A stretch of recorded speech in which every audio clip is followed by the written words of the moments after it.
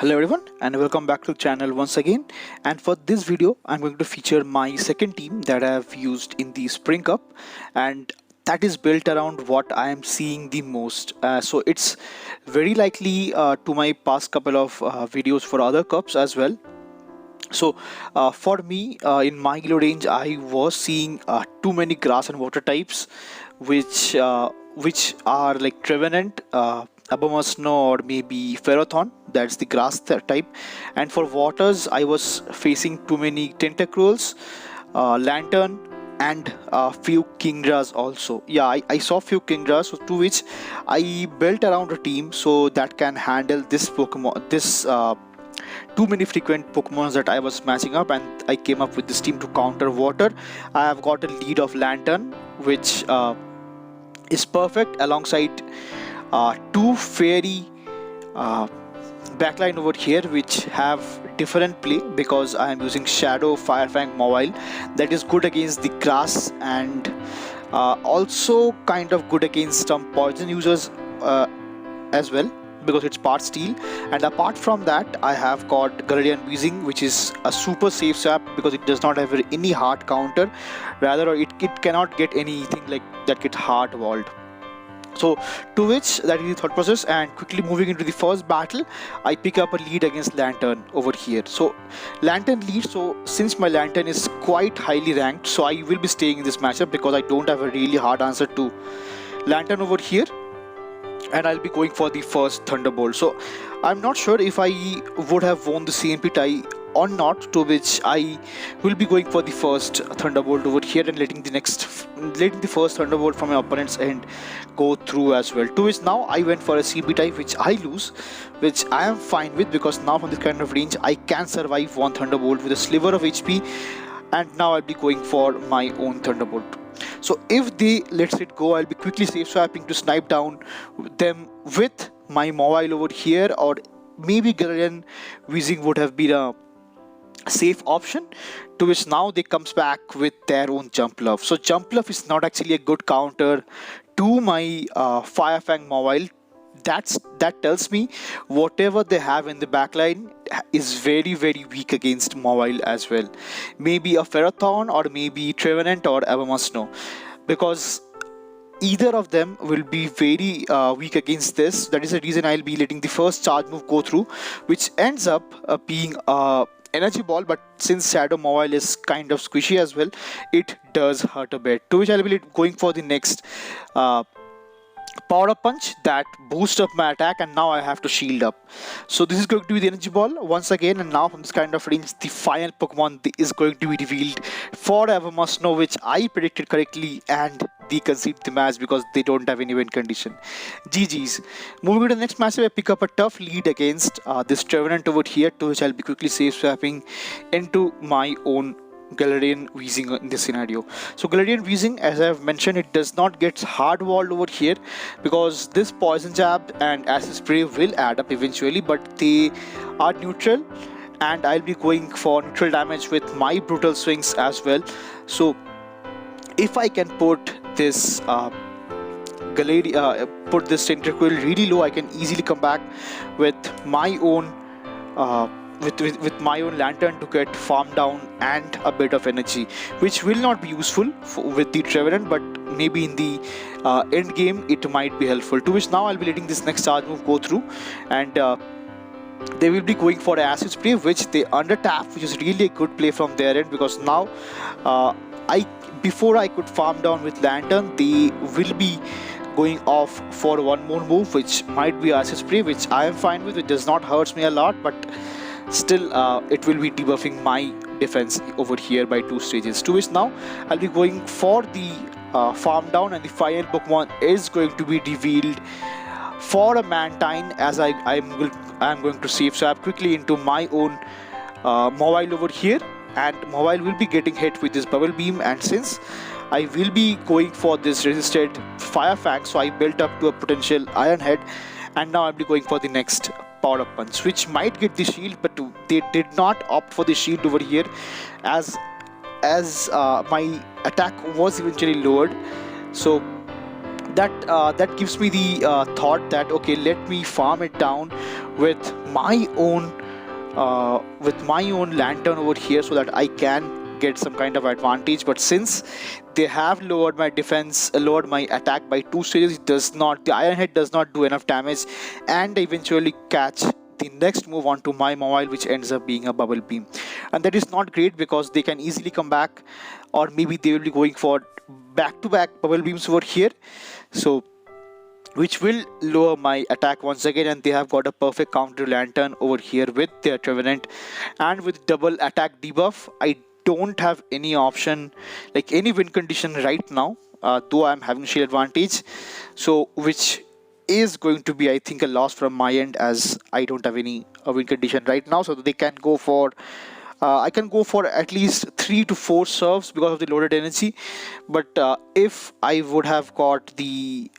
not got the attack drop, this could have been a chance as well. But nevertheless, I could not help it, so I have to put up my final first shield, and I have to put up my final shield as well onto the seed bomb. But I think that they are quite loaded right now, because they will be going for the next seed bomb, which I thought I'll be catching onto my mobile, which I could not.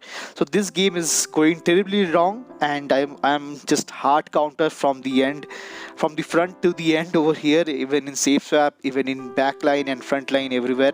So they'll be going for the next seed bomb, and I take the loss onto my face over here. So GG's.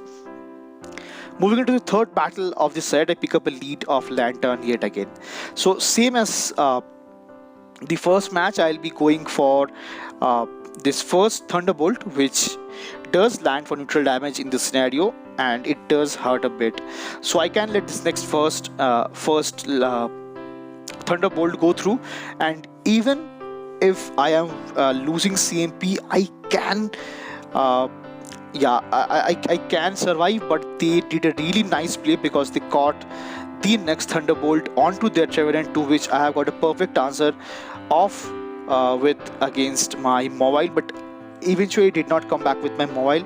I'm not sure why, because mobile would have been a greater option for this Trevenant, but I had to take in one damage, like one shield, because they would have got for the Shadow Wall. Nevertheless, they come back again with their own lantern over here, and I'll be going for the next Brutal Sing over here to get a bit of chip damage, which they put up shield to, which I am fine with, because now from this kind of range I can let this next charge move go through, which ends up being a serve and does not even knock it out, which is not good, because they will be getting farmed down.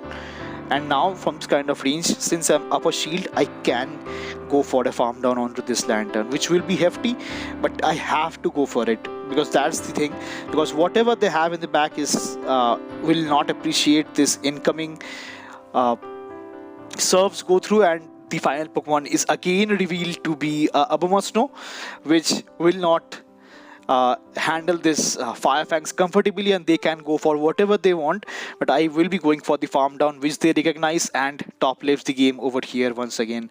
So I've already mentioned that I was seeing that too many Trevenant, LANTURN Ferrothorn, to which I built up this team.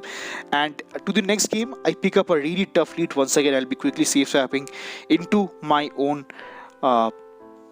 G.Weezing once again. And since I am up a bit of energy advantage, so I will be trying to force a shield, or maybe I'll be trying to get advantage with a shield disadvantage as well. So let's see how my opponent does want to play it out. So I'll be now going for the next Brutal Swing over here, which will not be enough, I think, to get the knockout for this bulky Tentacruel, and we get a simultaneous knockout over here. And since they have already seen my Lantern, so I thought they will be coming back with their Trevenant, so I quickly jump into my own mobile, which is the correct thing, because now they does not have anything to go for other than Shadow Walls over here. So now I'll be going for the next Power Up Punch, which they call it, which I am fine with, because I want to boost my attack and nothing else. And I will be opting for my first shield in this scenario. So it was just a Seed Bomb, which again they will be going for the back-to-back Seed Bombs over here. And now for this kind of range, I will be letting this next Seed Bomb go through.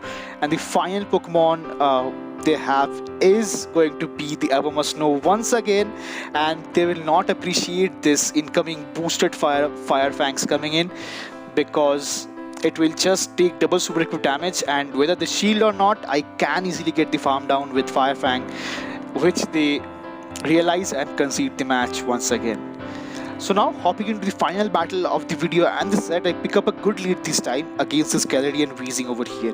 So now from this kind of range, they will be trying to catch a move which I think they would do, but they did not. So they'll be going for the first brutal swing, which like hits for neutral, but it's not too much. So now, and they safe swaps again into their own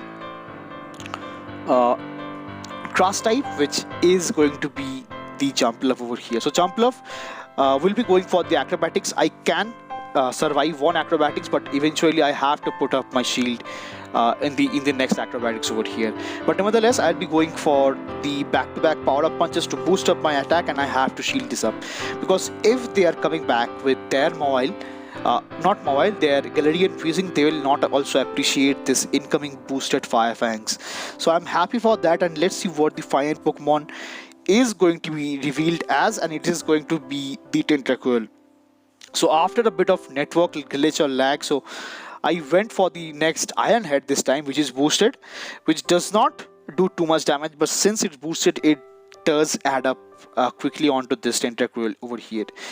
Though I'm down shield advantage right now, but I do have so much energy onto my Lantern, and this Tentacruel is actually using Sludge Wave and not Acid Spray. So that ends up being a really troublesome situation for me, because now my Lantern is really low. So I thought, okay, let's save up the energy, and I'll be quickly safe swapping into my own G.Weezing over here, and I'll be going for the farm down onto this Tentacruel over here. To which now they already have revealed the final Pokemon, because they came in with their lead, which is going to be the G.Weezing, and now from this kind of range, I just want them to burn their shield. To which now I'll be going for the back-to-back brutal swings, which does get the first shield from my opponent's end, and I think I'm in a troublesome situation right now, because Lantern will be losing CMP if they are going so much out on energy. To which now I have to let this next brutal swing go through, and I went for the Gamble over here, because they will expect a brutal swing, but I went for overheat that there lets it go, that lands and does massive super equip damage to this G.Weezing, taking it out and getting the win for the final battle over here for this set. So this team is all about what I was seeing in my elo range, so that is the reason I came up with it, because Lantern is a very good option, because there are many poison types over here, which is like Tentacruel or maybe G.Weezing, which is a resistance to that. So that will be all for this video, and see you again in the next one. Till then, peace.